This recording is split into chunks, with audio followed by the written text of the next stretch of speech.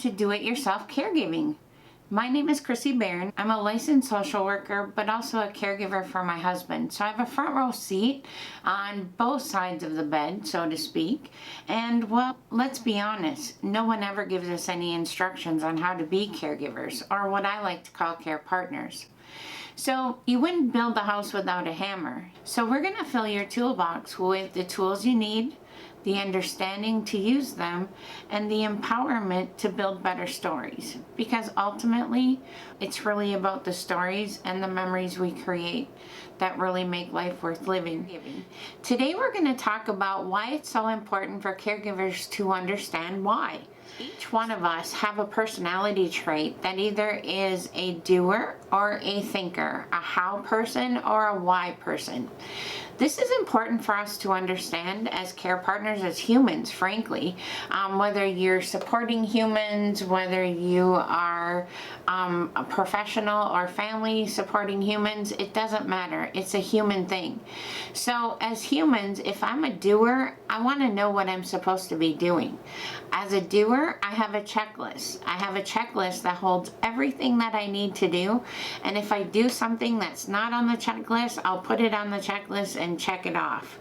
So from a caregiving perspective, if we don't understand why things are happening and what we're supposed to be doing, for some of us, that can be truly frustrating and emotionally hijacking. For the other half of us, we are thinkers. We are why people. We want to know why things are happening. We want to know why we have to do what we have to do. If you tell us as why people, if you say, because I said so, that's not going to really work out for us, because we don't roll like that. Right? Because I said so is not something that is convincing to us.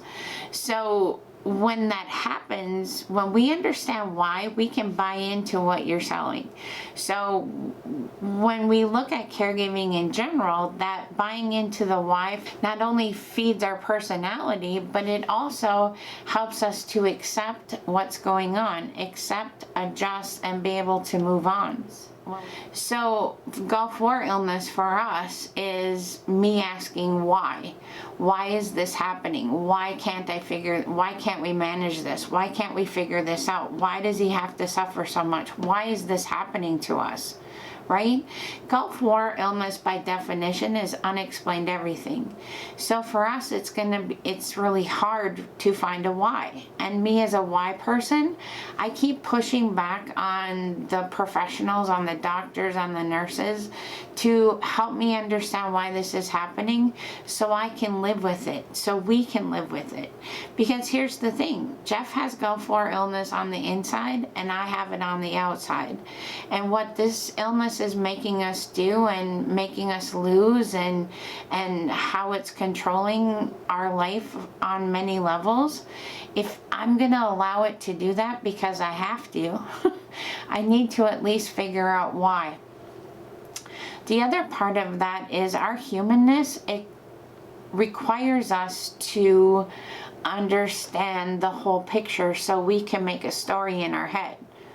This is important because the story in our head is what dictates how we wrap our head around it. So if I don't know what it's going to look like, and if I can't lean into the vulnerability, the uncertainty, and the anxiety that comes with just the whole long-term illness all by itself, if I can't create a picture of what that looks like, if I can't find my to-do list, or I can't find my why is this happening list, it's going to be very hard for me to find a palatable thing in there to be able to create a routine and an understanding of what's going on. So we looked at why our humanness and our personalities require us to understand why. Now we're going to move into how does why affect our stories that we tell ourselves. We have a place in our brain called, well, let's just call it our pinky brain. The name is about this long and none of us really are going to remember it. So let's just call it the pinky brain.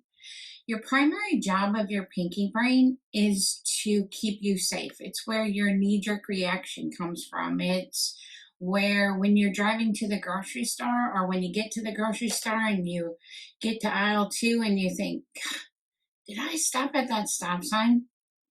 The good news is, yes, you did. And the thing that helped you stop at that stop sign and pay attention when you were not paying attention was your pinky brain. This is really important because when we talk about finding the why, we have to really talk about how does that affect the way we support ourselves in the moment, because it's in the moment that we actually are creating the stories that last a lifetime. So let's think about this for a second. My husband is in pain. He's at somewhere between a 4 and a 6 every single day. That's a lot of pain to live with. And so sometimes when it's a lot of pain, it's a lot of stomach stuff going on, and he's retching, and he can sometimes look at me and get kind of lippy or kind of say something that if I were living with a normal husband that wasn't sick should get me actually pretty riled up, right?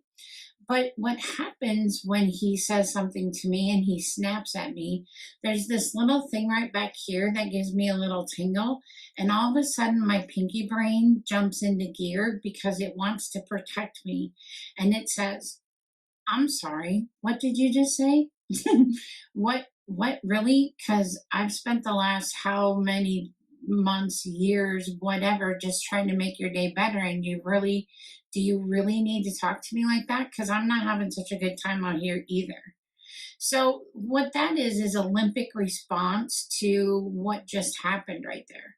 And so, because my brain wants to keep me safe and my knee jerk reaction is the same thing, my instant reaction to that is war in my heart. It's war in my heart. This is a problem because when I get war in my heart, I don't see you as a person anymore.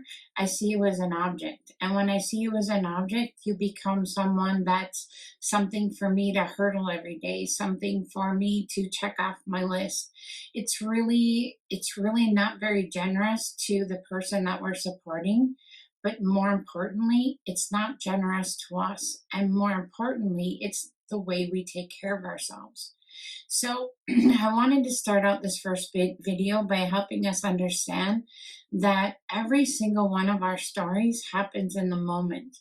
And so if in the moment we can take that knee-jerk reaction that our pinky brain does when it wants to keep us safe, and we say, no, thank you. Wait a second. Let's see if there's a different story here.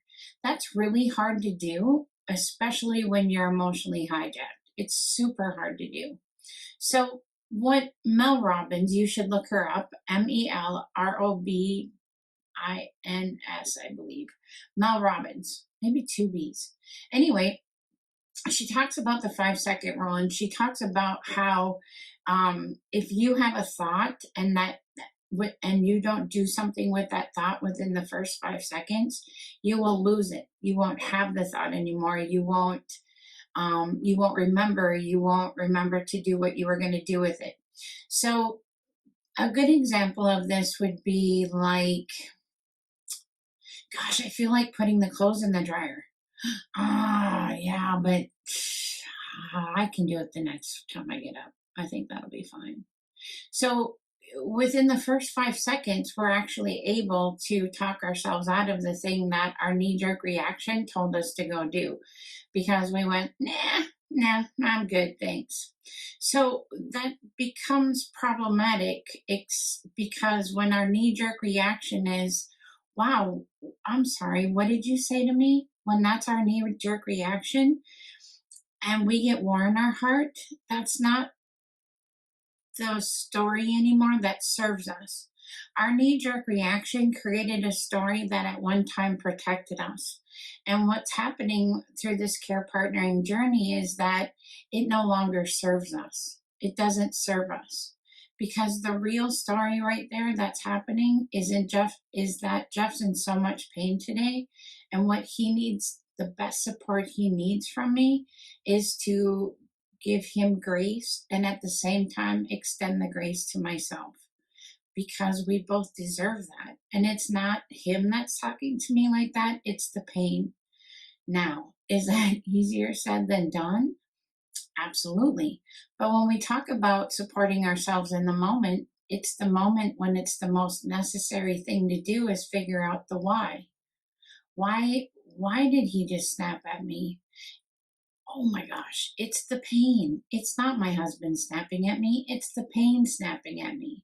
So, how do we go from that pinky brain up here to our thinking brain? Mel tells us is that in order to go from here to here, we have what we call the 5-second rule that she created. So, for me, this is what it looks like: snap, feeling, 5, 4, 3, 2, 1, to come back up here to my thinking brain, because what reacted to the initial incident was my emotional brain, my pinky brain. It wanted to keep me safe, and again, that's not serving me. So I have to trigger it back up to my thinking brain, where I already have a story for just this instance, because it happens a lot.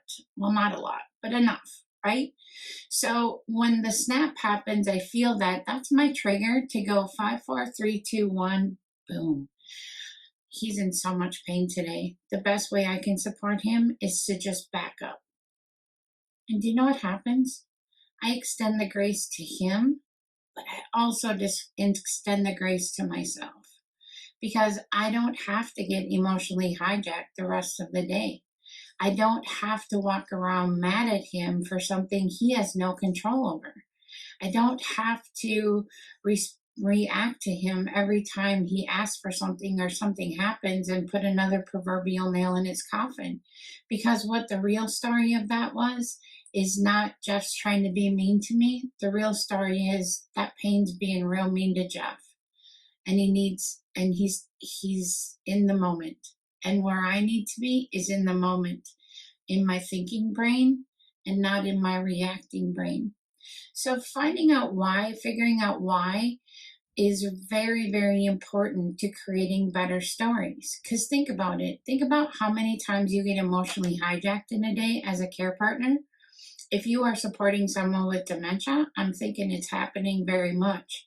So think about if the next time I said something mean to you as a person living with dementia, and your knee-jerk reaction was 5, 4, 3, 2, 1, dang, that dementia's busy today. How much different would your day go if you could cut those incidents halfway down? Would it be perfect? Nope, but it'd be livable. It'd be something you're in control of instead of it controlling you. So hear me when I say this. Supporting ourselves in the moment is the key to taking care of ourselves. If you have ever been told to take care of yourself, and if you are a caregiver, I am telling you, you have, your visceral reaction to that is, I can go eat green things, I can go exercise, I can go do all those things, but I come back to the same storm as I left. So what does taking care of myself even mean? Because right now, what you're asking me to do is pointless. I don't know what it looks like, and you don't live in these shoes, Missy. So you don't know what's going on here. I do. I do. And I know that we try to recover from incidences instead of trying to tell ourselves a different story in the moment. The next time you get hijacked, how could you have told yourself a different story, and what impact would that have had on the situation? I can't hardly believe that God put me on this earth to live through this journey and not make it count for something. I talk a lot about this in my blog, so go check out my blog at embracingjourneys.com. I'll put the link in the bottom, whatever. But for us, the why has to be something that makes this all count. Something that makes Jeff's suffering count for something. Something that takes all the learning that I'm doing to help other people have better journeys, help other people as professional caregivers, help us help you better. because we as professionals definitely write a chapter in your storybook. And we have a responsibility to that. So finding your why isn't necessarily mean that you have to start a YouTube channel. Maybe it's talking to your neighbor. Maybe it's just being present. Maybe it's just saying, me too. Maybe it's having a better relationship with the person that you love than you ever thought you could. I don't know. But every single one of us has a why. And the why comes from us needing to find meaning in what's happening to us. So it's really important to your journey to figure out your whys. Why am I a why person? Is that why I keep pushing back? Is that why I'm so frustrated? Or am I a doer and I'm not getting all of the story I need to build my checklist, right? The snapping at me, the uncomfortable moments, the moments I have war in my heart. Am I telling myself the right why about why that's happening? Is there another story to be had there? One that brings me peace instead of war in my heart? And finally, finding the meaning. What is this all going to mean? So until next week, thank you for joining us on our first do-it-yourself caregiving video. I promise I'll get better, but for now, I don't think we did too bad. And just like caregiving, we have to roll with the punches. And so remember, the only person that's going to give you grace is you. You deserve it. Have a great day. Me today. If you enjoyed yourself and you learned a little bit and you think you might know somebody that would benefit from this information too, please like and subscribe and share with a friend.